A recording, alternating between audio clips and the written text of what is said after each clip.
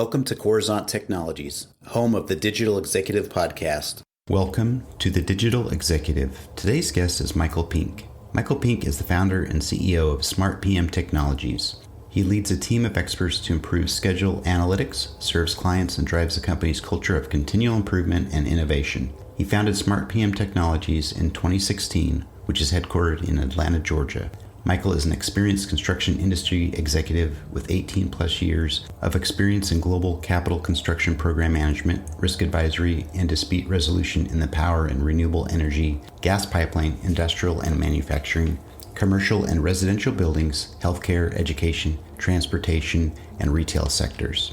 Well, good afternoon, Michael. Welcome to the show. Thank you. Thank you for having me. Absolutely. This is amazing, Michael, jumping on a podcast here on a lovely week, and we looked at your profile and thought this would be an awesome interview. And so we appreciate you jumping on, and we're going to jump right into the questions. So Michael, let's talk about your career in consulting as an entrepreneur, and now you're the founder and CEO of SmartPM Technologies. Could you share with our audience the secret to your career growth and what inspires you? Sure. And thinking back, 20 years ago is when I first started in consulting right out of college. I didn't really know what I was getting into. I just knew I wanted a good job, and I always told myself I wanted to be involved in a lot of different types of things. But I think the one piece that drove me my entire career was a curiosity to be better. I was as an entry point person back in the day as a consultant, we did a lot of analytics, right? Consultants are trying to figure out problems and help solve those problems for our clients. But, sometimes it can get a little bit monotonous, but the curiosity is what kept me interested. Curiosity to improve, curiosity to figure out things others couldn't see, problem solving. But that curiosity, looking back and seeing that I'm always looking for a little bit of a better way today than I knew yesterday, and to carry that forward in basically everything I do. Everything we do with this business is about curiosity to improve. And it's become part of our, pillar here is continuous improvement. And now we have everybody here who is seeking to improve through data analytics. We have our data sitting up in front of everybody and showing them, what does your performance look like from the numbers perspective? And I guess that was really what separated me out as a consultant, is that's just how I'm wired, is to go find the numbers, let the numbers speak, and then use that information to understand your vulnerabilities, and then take that information to improve. And that, I think, all comes from a curiosity. I love that. And, it's usually one of two things. When I talk to many guests here on the show, Michael, is curiosity or passion. And that's what really gets entrepreneurs out of the bed in the morning. So I appreciate the share.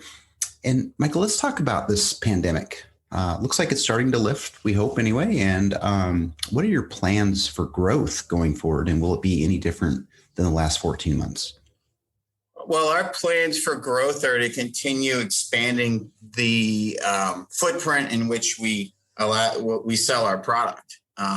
But in terms of will we be doing anything different going forward? I don't think so. I think that the pandemic really forced us to take a hard look at our business and understand our business, but more importantly, understand how our customers are feeling at the time.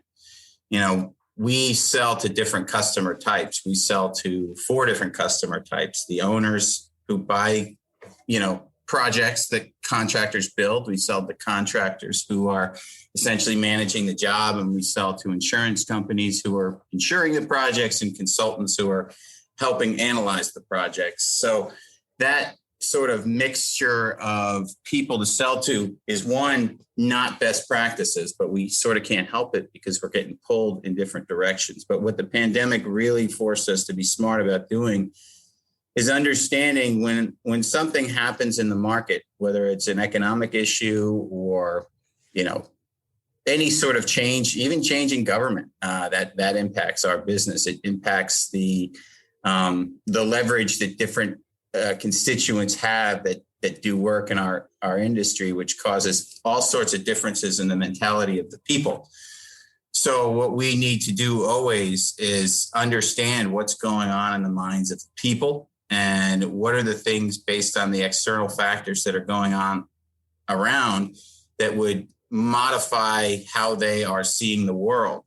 So what we needed to do very, very quickly is figure out what are these people sitting here thinking right now, and what about what we know how to do can help them, and how do we take that information to craft our growth plan? Where are we going to focus? How are we going to message? What do they really need right now, and how can we help?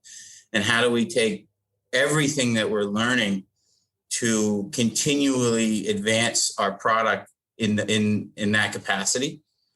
Which I think COVID was like a scrambling moment to figure all of that out as quickly as possible, and also know that, things are changing so drastically that we have to be closely aligned, and we need to be making good decisions on where we focus and what we say and how we help and how our tool can do that.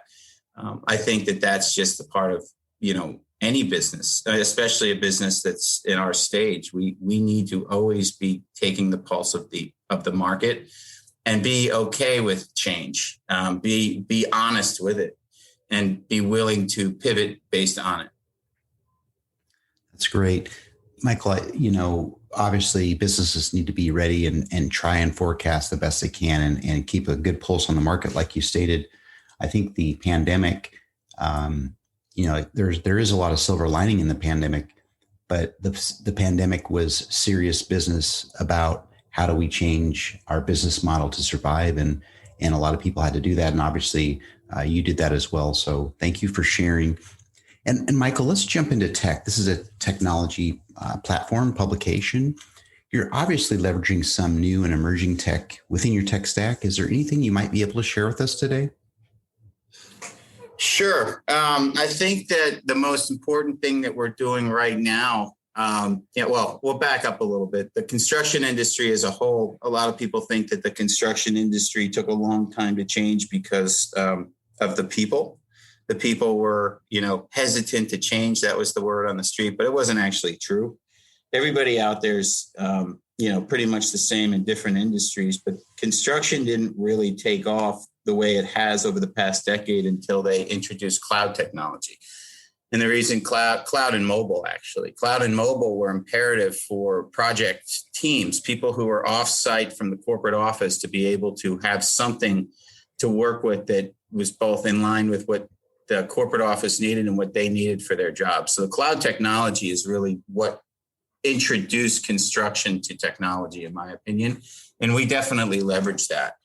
The data sets that we pull in are not cloud-based necessarily, but we need to get that information out to the people who are involved, all seeing the same thing. So that, number one, taking advantage of that reality and seeing it for what it is was important to us. But now, now that we've got this data, this analytical tool that takes this data from different places and presents it to everyone at the same time that they can be looking at together, is what's important for our industry, construction, and to solve the problem that we are for the site teams in the home office to be able to see things apples to apples. So I would say, that's not a big secret, but it is a very unique piece to the equation that a lot of people in our industry don't necessarily understand.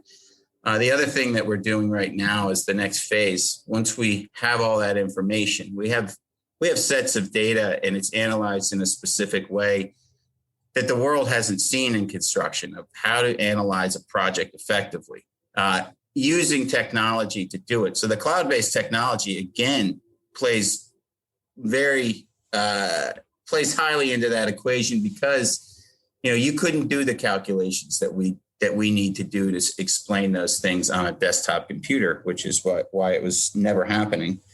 But now that we have all that data, and the way that we analyze that data is like an analyst, like a consultant like me, getting into the weeds and also doing some high-level reviews as well. But taking all that data and putting it into a system or a brain of artificial intelligence to be able to look at, thousands upon thousands of projects and really being able to see the industry for what it is something that's never happened to the level that we're going to take it. So I would say that would be the most emerging tech that we're working on right now, and the reasons why we started where we did. Great. Thank you, Michael, for sharing that. I know that as things, again, we talked about the pandemic and pivoting, as your teams out in the field need more data readily available, we've got to come up with better solutions to provide that data in real time in some cases. So thank you. So Michael, last question here. Could you share something from your career experience that might be helpful for those looking to grow their career in tech or entrepreneurship? Yeah, absolutely. I'm not different than most probably entrepreneurs who hit a wall at some point. There was a term that came to me called the innovator's dilemma back in, several years ago when I was headed down a path, having invested a lot of my personal money, and we were headed down the wrong path. At the time, I remember myself thinking that, these guys just don't get it. They don't understand what I know, and they don't understand, but they will, right? They will understand if I just keep pushing harder. But at some point I had to stop myself and really think to myself, am I really solving a problem? Am I approaching it the right way? Because if you can't sit down and wonder that to yourself, then there's a large probability you're going to miss the mark, in my opinion, now that I've been there. So really digging deep and making sure that you're solving a real problem.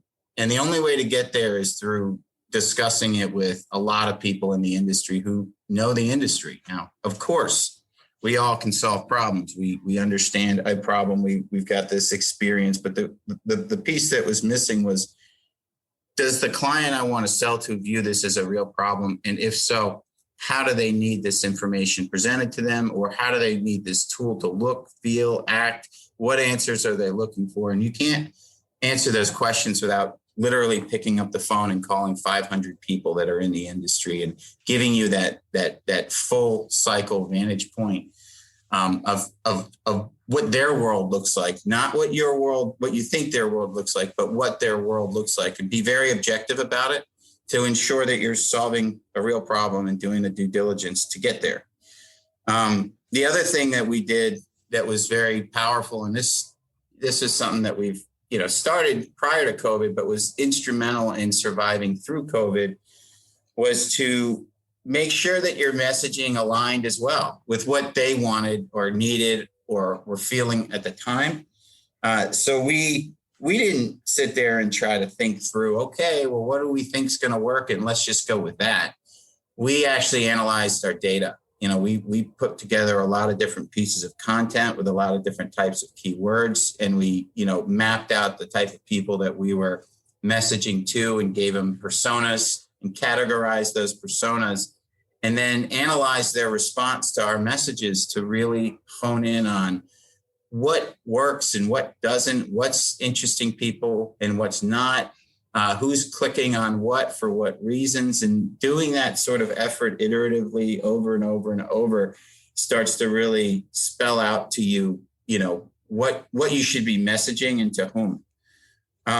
The other thing is getting to understand your market. So once you get into these, you start selling to customers. I remember when we first were selling to customers, I'm like, awesome, let's move on to the next one. Let's sell another. Let's sell another. Let's sell another. But the reality was, once you sell to a customer, you've got to then go make sure they're getting what they need. You've got to give them attention, and you've got to let them understand that you're there because you want them to be successful. And you've got to believe that that's why you're there. It's not just about the money. It's about making sure that your customers are taken care of and are happy, and are not only happy, but are willing to give you more information on how to improve your product to be more aligned with, their specific business or their specific life. So getting that getting that knowledge is like what we talked about before. You have to continue to discuss things with your customers as if you're wanting to learn more. But in the process, you need to make sure that they are receiving everything that you promised they would receive. So customers are still being managed very closely after we sell to them now. And, there was a time period where, there's only so many people and sales is number one, right? You've got to focus there. But if you lose your customers because you weren't paying attention to them, then what's the point of sales is the question. And that's where, listening to what they have to say. When I reach out to some of our customers now, I want to hear their thoughts, and I want them to go talk to all the people using our product and come back with feedback. And they want to do it too. They want to help. They want to be successful, and they want to help. And one of the things that I realized is when you sell to somebody, especially with a new product like ours, that's a new way of doing things, they're not going to go buy this for their entire organization. They're trying it out, and you need to make sure that they have a good experience trying it out. So we invest heavily in customer success, but at the same time, we make sure that they understand that our product works. You have to know how to work it. And if you haven't learned how to work it and do the things that are necessary, then we're going to supplement you until you do. Because again, it's all about the value that you bring to them. And if you show them that you care about that, then they don't forget that. They don't have too many companies that care about the value that you bring to them, to ensure that you're doing your end of the bargain. And when you do that, they start, even in subconsciously, start realizing that this is a business that cares about me. And you don't lose them at that point. Thank you, Michael. I appreciate your share on that. The insights around your business aligns very much with the customer experience, which we've talked about much on this show. So thank you again. And Michael, it was a pleasure having you on today, and I look forward to speaking with you real soon. Absolutely. Thank you so much for your time, Brian. And I really appreciate you, allowing us to come up here and share our story. Bye for now.